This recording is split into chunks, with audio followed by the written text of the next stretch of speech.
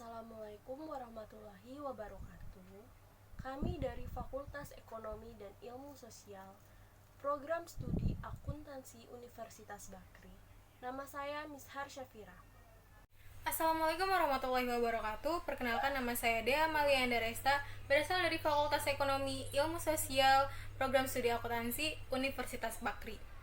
Kimia Farma merupakan perusahaan industri yang bergerak di bidang farmasi. Kimia Farma juga merupakan industri farmasi pertama di Indonesia yang didirikan oleh pemerintah Hindia Belanda pada tahun 1817.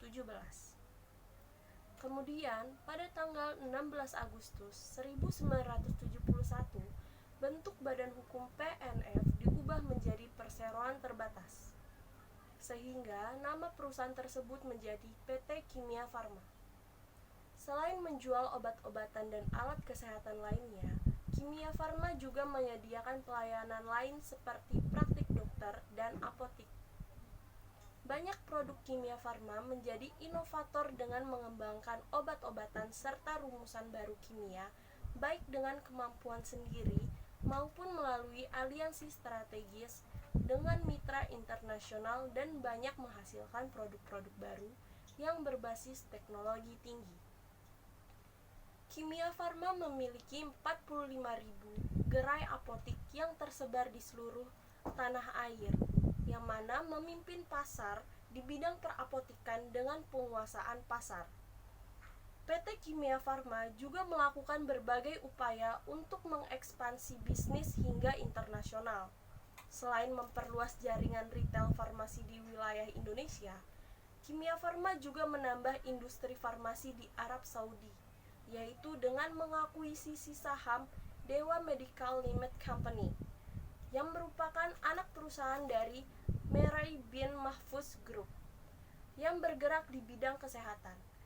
Investasi yang dilakukan oleh Kimia Farma yaitu penyertaan modal sebesar Saudi Arabian Rial 38 juta.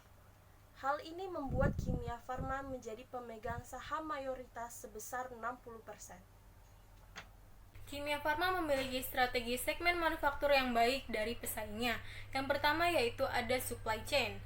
Koordinasi supply chain terkait rencana produksi sehingga tidak terjadi penumpukan. Yang kedua ada efisiensi proses produksi melalui optimasi bahan kemas primer dan bahan kemas sekunder. Yang ketiga pembuatan produk berdasarkan make to stock. Berdasarkan profitabilitas, PT Kimia Farma memiliki profitabilitas yang cukup tinggi daripada pesaingnya, meskipun dengan angka yang dicatat naik turun selama 5 tahun terakhir. Pada rasio likuiditas, PT Kimia Farma memiliki likuiditas yang cukup baik dibanding para pesaingnya, meski dengan mencatat angka naik turun yang cukup signifikan. Dilihat dari debt asset ratio, PT Kimia Farma mengalami peningkatan dari tahun 2015 hingga tahun 2018, namun mengalami penurunan pada tahun 2019. Hal ini menunjukkan bahwa PT Kimia Farma dapat menutup utang aktifanya dengan baik. Dilihat dari debt equity, PT Kimia Farma mencatat peningkatan selama 5 tahun terakhir, yaitu tahun 2015 hingga tahun 2019.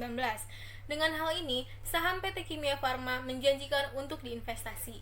Di tengah wabah Coronavirus Disease 2019 atau COVID-19 mengharuskan Indonesia melakukan pembatasan sosial berskala besar atau PSBB, yang menyebabkan laju perekonomian mengalami penurunan yang sangat drastis, sehingga pemerintah harus melakukan stimulus di berbagai sektor agar ekonomi tidak lebih terpuruk. Dengan adanya stimulus fiskal yang disertai dengan realokasi anggaran untuk kesehatan, perlindungan sosial, dan pemulihan ekonomi nasional dari sektor keuangan, diharapkan akan dapat meningkatkan perekonomian secara perlahan di kuartal ketiga. Dibandingkan pada kuartal 1 tahun 2020, Indonesia mengalami penurunan di berbagai sektor sebesar 316 triliun rupiah kerugian yang dialami negara Indonesia. Sedangkan pada kuartal 2 tahun 2020, Indonesia mengalami tekanan dalam sektor industri yang mana membuat perekonomian berada di garis merah. Dinilai lebih parah dari kuartal 1 tahun 2020. Karena pada kuartal 2 tahun 2020 ini merupakan dimulainya PSBB yang menyebabkan kegiatan perekonomian terhenti. Pertumbuhan ekonomi pada tahun 2020 di kuartal 2 diprediksi minus 4,3%. Pada Juli 2020, industri farmasi seperti emiten Kimia Farma Tbk dengan kode saham KAEF mengalami kenaikan dan berada di top gainers karena terpilih menjadi salah satu distributor yang akan menyediakan vaksin COVID-19. Tentunya dengan emiten ini meraup keuntungan, dinilai memperkuat indeks harga saham gabungan atau IHSG di Indonesia. Di tengah wabah COVID-19 ini, PT Kimia Farma ditunjuk sebagai salah satu distributor vaksin COVID-19. Hal ini menjadi salah satu aspek yang penting dalam mengambil keputusan berinvestasi. Kami menyimpulkan untuk buy atau membeli kepada investor yang belum memiliki saham emiten Kimia Farma dan menahan saham atau hold bagi investor yang sudah memiliki saham PT Kimia Farma. Selain analisa yang telah kami paparkan, pasalnya PT Kimia Farma ditunjuk sebagai distributor vaksin COVID-19.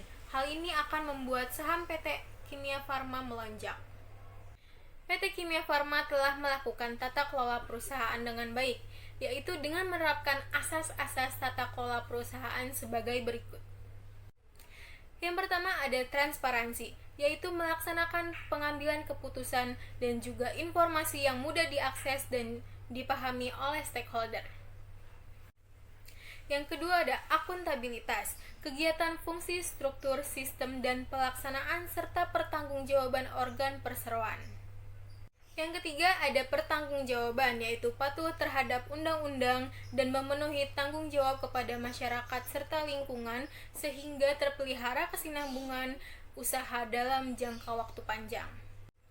Yang keempat ada kemandirian, yaitu pengambilan keputusan untuk kepentingan perseroan secara mandiri, objektif, dan profesional tanpa terpengaruhi oleh kepentingan lainnya. Yang kelima ada kesetaraan dan kewajaran, yaitu memperhatikan kepentingan stakeholder sesuai dengan perjanjian yang berlaku. Sekian presentasi yang kami bawakan. Wassalamualaikum warahmatullahi wabarakatuh.